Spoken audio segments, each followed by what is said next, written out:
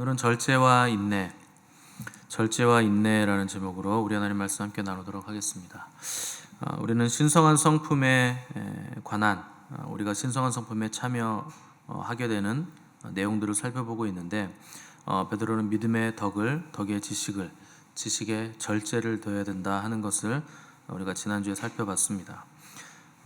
단어만 놓고 봤을 때는 믿음, 덕, 지식, 절제, 인내, 경건, 형제, 우애, 사랑 이런 것들이 굉장히 많으면 좋을 것 같겠지만 베드로는 이런 것들에 무조건 많이 있다고 해서 좋은 것이 아니라 하는 것을 알려주면서 인간의 죄성과 이런 것들이 결부됐을 때 얼마든지 이 자기중심성과 이기심으로 인해서 자기 마음대로 이런 것들을 사용할 수 있다는 것을 우리에게 경고를 해주고 있는 겁니다. 베드로만 하더라도 실수가 많았기 때문에 또 스승 되신 예수님께서 십자가에 달려서 돌아가셔야 된다고 했을 때 절대 그럴 수 없다, 그러면 안 된다라고, 그러니까 여러 가지 덕목을 베드로가 가지고 있었죠. 나쁜 것만 가지고 있었던 것이 아니고 또 스승님에게 배우는 과정이 있었기 때문에 좋은 면모도 가지고 있었지만 그런 것들을 자기중심적으로 또 자기 의를 드러내는 방향성으로 썼을 때 하나님의 뜻을 막아서는 일까지도 얼마든지 할 수 있는 것이 인간이라 하는 것을 베드로는 알고 있는 겁니다. 그래서 항상 우리는 모든 것들을 내 뜻대로 내 중심적으로 사용하려는 유혹이 끝이 없기 때문에 오늘 베드로는 우리에게 이런 덕목들이 필요하다 하는 것을 말씀해주고 있는 겁니다. 오늘 본문에서는 베드로가 절제에는 인내가 필요하다 하는 것을 말씀하고 있는데 그 인내하고 절제가 함께 나온다 하는 것은 굉장히 합당한 겁니다. 그 절제하고 인내는 비슷한데 이게 또 동전의 양면처럼 정반대의 성질을 가지고 있는 것이거든요. 뭐가 다른가? 절제는 하고 싶은 것을 하지 않는 능력이죠. 내가 더 하고 싶은데 이것을 멈추고 하지 않는 능력이 절제라면 인내는 하기 싫은 것을 하는 능력입니다. 완전히 반대죠. 인내하면서 내가 하기 싫더라도 이것들을 내가 반드시 해야 된다는 것이 인내죠. 그래서 절제는 하고 싶은 것을 하지 않는 것, 인내는 하기 싫은 것을 하는 것. 그러니까 동전의 양면과도 같은 두 가지의 덕목입니다. 그래서 그리스도인들은 하고 싶은 것을 함부로 하지 않고 참아내는 절제의 능력과 또 하기 싫은 것을 해야만 하는 인내의 능력을 다 가지고 있어야 됩니다. 바울 사도는 고린도전서 6장 12절에서 모든 것이 내게 가하나 다 유익한 것은 아니요 모든 것이 내게 가하나 내가 무엇에든지 얽매이지 아니하리라, 이렇게 기록을 했습니다. 그러니까 모든 것을 다 할 수 있는 자유가 바울 사도에게 있지만 나는 내 영혼에 유익하지 않은 것은 하지 않겠다 하는 바울 사도의 절제력을 표현을 한 겁니다. 아마 우리 시대 사람들이 절제하기 가장 힘든 것이 몇 가지가 있는데 대표적인 것 하나만 꼽으라고 한다면 아마 식탐이지 않을까, 저는 그렇게 생각을 합니다. 온통 다 먹방이 한참 유행이었잖아요. 그러니까 먹는 거에 사람들이 굉장히 진심이죠. 저도 먹는 거에 진심인 게 몇 가지가 있거든요. 우리가 뷔페 같은 데 가면 식대를 지불하죠. 요새 얼마인지 모르겠는데 아무튼 식대를 지불하면 거기 있는 거 다 먹어도 됩니다. 수백 가지 음식이 있는데 다 먹을 수 있는 권리를 지불하는 겁니다. 근데 실제로 한 사람이 거기 있는 음식을 다 먹을 수 있는가? 그거 불가능하죠. 사람의 소화력에는 한계가 있기 때문에. 제가 어렸을 때는 중학교 때였던 것 같은데 라면을 4개를 끓여서 거기에 또 밥을 말아 먹었어요. 인간이 그렇게 먹을 수 있나 싶을 만큼 먹었는데 한참 클 때니까 그럴 때가 있다 그러더라고요. 그러니까 젊었을 때는 위가 이제 건강하고 아직 어리니까 왕성하게 이제 활동을 해주니까 끝없이 밀어넣을 수 있습니다. 잠깐 화장실 갔다 오면 또 먹을 수 있거든요. 근데 이제 나이가 들수록 시간이 갈수록 위의 능력이 점점 현저하게 떨어지죠. 당연히 양도 줄어들어야 되는데 문제는 신체 능력은 떨어지는데 욕구는 여전히 남아있다는 겁니다. 그래서 식탐은 여전히 남아있어서 더 즐겁게 먹고 싶은 거죠. 그렇게 밀어넣다 보면 이제 소화가 안 되고 체하고 이런 일들이 생겨서 고생하는 경우가 생기는데 음식뿐만이 아닙니다. 사람은요 나이가 들면 몸의 기능은 점점 떨어지지만 육체는 쇠해져 가지만 욕구는 남아 있어요. 근데 믿는 사람들이야 이 육신의 정욕들을 제어하고 훈련하면서 영적인 것들을 더 추구하기 때문에 그 인간의 욕구, 육신적인 욕구가 점점 이제 줄어들기 마련인데, 이게 그리스도인이 아닌 사람들은 이 인간적인 정욕이 점점 더 강해지게 돼 있습니다. 제어하지 않았기 때문에 점점 커지는 거예요. 그래서 육신은 후퇴하고 나이가 들어서 늙은데 욕구는 더 많이, 왜냐하면 내 육신이 후패해지니까 이게 더 원하게 돼 있거든요. 안 되니까. 그래서 사람이 점점 더 나이가 들면서 추해지는 사람이 있고, 나이가 들면서 근사해지고 아름다워지는 사람이 있는데, 이 차이에서 갈리는 겁니다. 내가 이걸 절제를 하는 삶을 살아왔는가, 아니면 이걸 방만하게 그냥 내버려 두는 삶을 살아왔는가에서 나이가 들어서 이 사람이 추해지는지 아름다워지고 근사해지는지가 결정이 되게 되는 거죠. 이 세계 한 유대 랍비는 누가 가장 강한 사람인가 라는 질문에 자신의 욕망을 절제하는 사람이 가장 강한 사람이라 하는 말을 남겼습니다.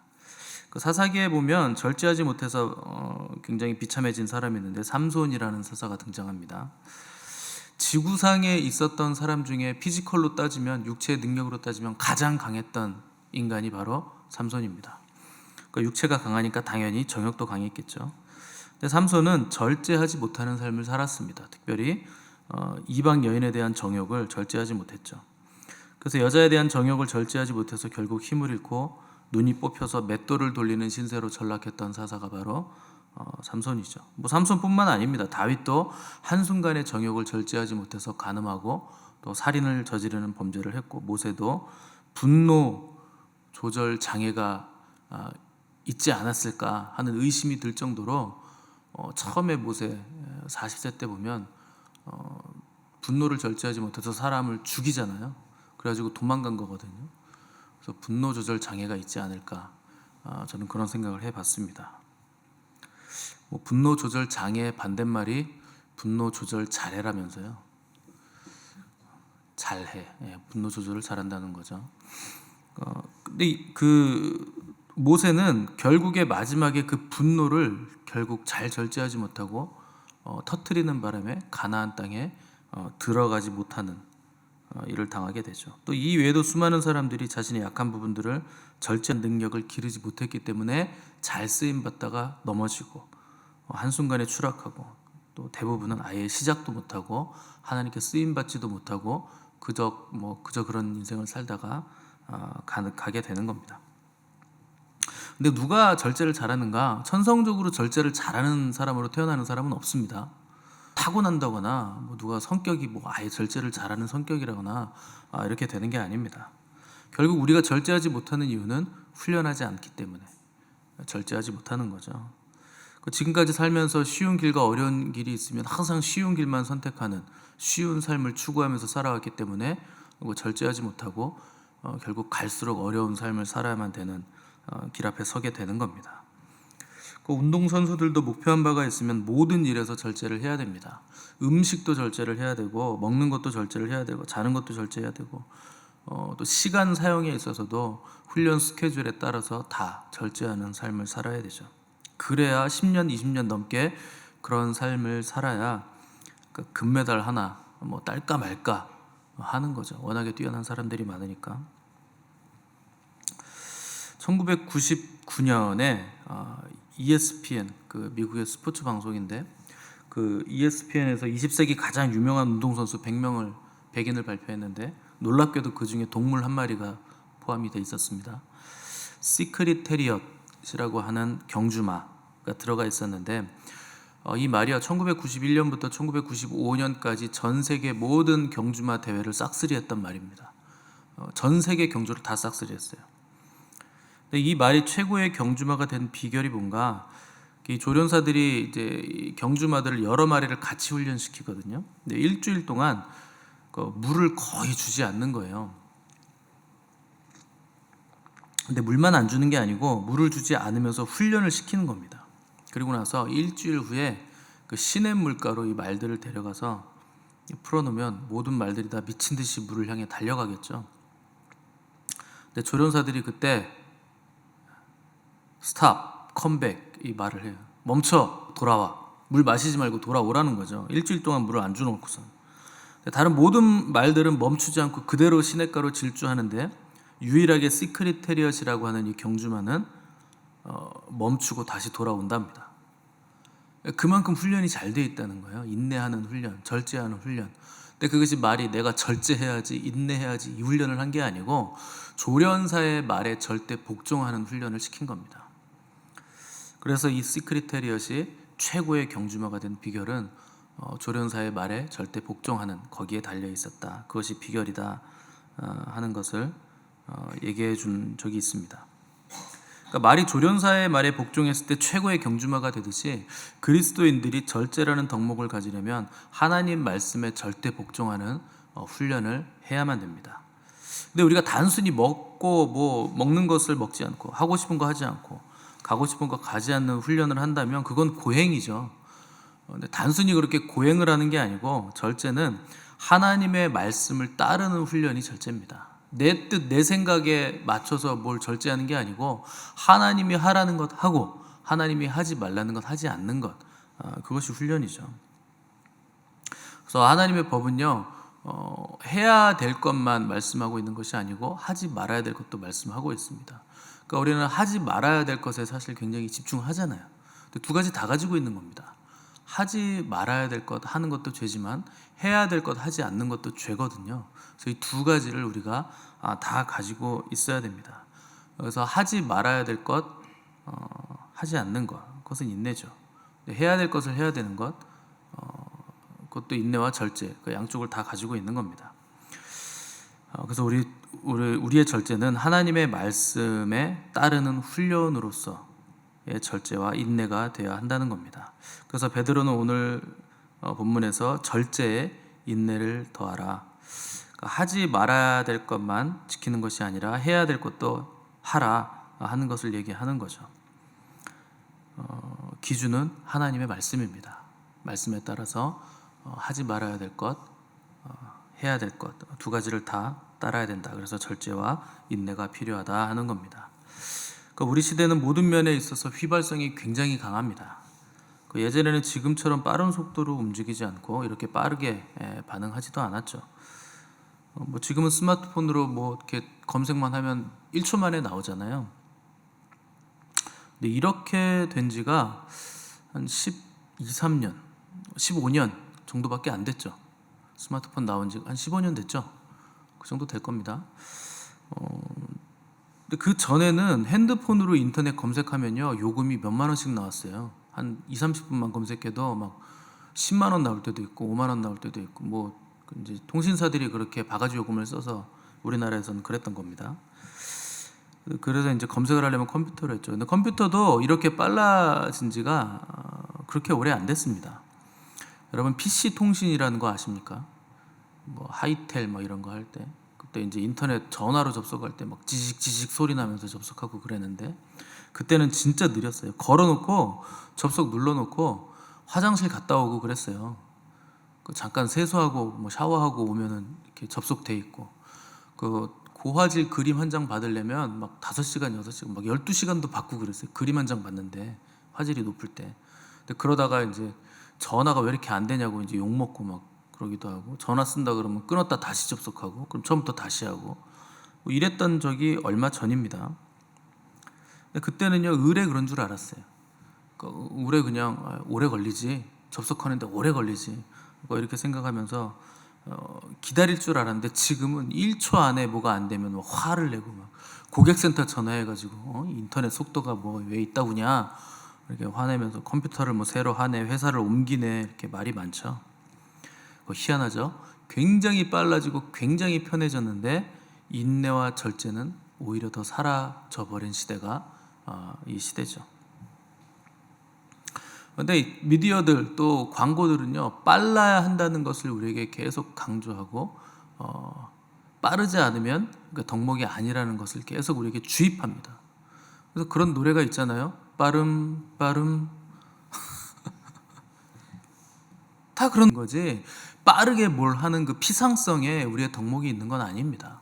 그래서 피상성이 우리 시대의 저주죠. 수박 겉핥기식으로 모든 것들을 대충대충 하고 넘어가는 거. 그래서 히브리서 기자는 너희에게 인내가 필요함은 너희가 하나님의 뜻을 행한 후에 약속하신 것을 받기 위함이라. 그러니까 뭔가 여러분들이 이루는 것들, 괜찮은 것들, 소중한 것들을 이루는 것은 빨리 되는 게 아니고 인내로 이루어 간다는 겁니다. 그 소중한 것들은 다 인내의 시간이 필요합니다. 여러분 밥을 해도요, 그 뜸을 들이잖아요. 왜 뜸 들입니까? 그 밥이 돼야 되니까, 먹을 수 있게 맛있는 밥이 돼야 되니까 뜸을 들이죠.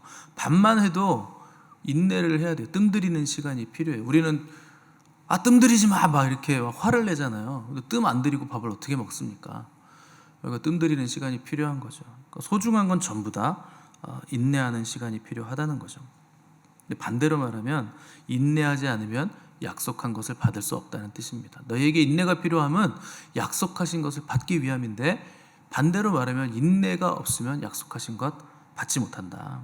인내라는 과정을 통해서 약속이 이루어진다는 뜻입니다. 그러니까 결과 자체가 다가 아니라 결과를 만들어내는 중간에 인내하는 과정이 무언가를 지금 만들어내고 있다는 뜻이죠. 하나님께서도 우리에게 인내를 요구하십니다. 그래서 믿음의 70% 이상은 인내잖아요. 기다리는 거잖아요. 하나님께서 우리에게 인내를 요구하시는 이유는 정해진 시간이 있기 때문에 그렇습니다. 하나님이 정해져 주신 시간이 있기 때문에 그 시간이 되기까지는 우리가 기다려야만 되는 겁니다. 참으라는 거죠. 그래서 믿음의 70%가 인내고 믿음의 마지막 관문도 인내라는 시간을 견뎌내야 되는 겁니다. 그래서 아브라함도 인내함으로 이삭을 기다리는 시간이 그토록 오래 걸린 것이죠. 인내가 결여될 때 찾아오는 게 있는데 그게 의심이에요.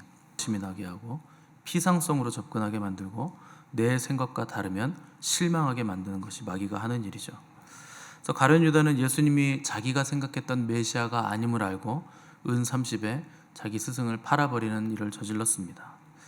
또 세례 요한 같은 경우도 여자가 낳은 자 중에 세례 요한보다 큰 이가 없다 하는 말을 들었고, 주님에게 그런 말을 들었고, 또 세례 요한도 주님을 보고 보라 세상 죄를 지고 가는 하나님의 어린 양이로다, 자기가 그렇게 고백을 했는데, 또 자기가 세례를 줄 때 하늘에서 성부 하나님의 음성이 들렸고, 또 하늘에서 비둘기같이 성령님이 내려오시는 것도 봤고, 그 밑에 성자 예수님이 계시는 삼위일체 하나님이 한 자리에 다 계시는 것을 몇 안 되는 장면이잖아요. 성경에서 그 장면이. 자기가 세례를 줄 때 삼위일체 성부 하나님, 성자 하나님, 성령 하나님이 다 한 곳에 모이는 일을 경험을 해놓고도 옥에 갇혀서 자기 제자들을 보내서 당신이 메시아십니까? 아니면 우리가 다른 사람을 기다려야 됩니까? 이렇게 의심하는 일을 하는 것을 볼 수 있죠. 왜 그런가? 감옥에 갇혀서 언제 죽을지 모르게 되는 상황이 되니까 세례 요한에게도 의심이 왔다는 겁니다. 회의가 든 거죠. 그러니까 사람이 환경이 나빠지면 얼마든지 의심할 수 있고 회의가 찾아오는 것을 경험할 수 있게 됩니다. 기도 응답이 더디 오거나 삶의 환경이 척박해지거나, 또 오래 기도하고 준비했는데 좋은 결과를 기대했는데 결과가 좋지 않거나 할 때는 회의감이 들고 의심이 찾아올 수 있죠. 하나님이 정말 살아계신가? 이게 정말 하나님의 뜻인가? 뭐 이런 생각이 들죠. 그런데 그때도 여전히 우리에게 필요한 것은 인내입니다. 인내함으로 기다려야 되는 거예요. 인내란 건 해야 할 일을 하는 거죠. 우리가 해야 할 일은 뭔가? 하나님을 신뢰하고 그분의 때를 기다리는 겁니다. 되게 인내하지 못하는 사람들을 보시면요, 말이 많아요. 말이 많은데 좋은 말이 많은 게 아니고 좋지 않은 말이 많죠. 불평하는 말을 안 그래요. 근데 말이 많고 말도 불평하는 말을 많이 하죠. 인내하는 자들은 침묵합니다. 근데 침묵하는데 불평이 없어서 침묵하는 거 아니에요. 속에서는 이게 막 부글부글 끓죠. 아직도 더 기다려야 되나? 여전히 더 기다려야 되나? 그래도 침묵하고 그냥 하나님 앞에 앉아 있는 겁니다. 그러니까 속에서 부글부글 끓어오르는 그 에너지를요, 하나님 앞에 앉아 있는 에너지로 승화시키는 거죠. 변환시키는 거죠. 그래서 입으로 다 쏟아내지 않고 하나님을 기다리는 힘으로 바꿔내는 것이 인내입니다. 뭐 성격이 고매하고 훌륭해가지고 기다려야 하느니라 이렇게 해서 기다리는 게 아니고, 끌어오르더라도 그 힘을 하나님 앞에 앉아 있는 힘으로 바꾸는 거죠.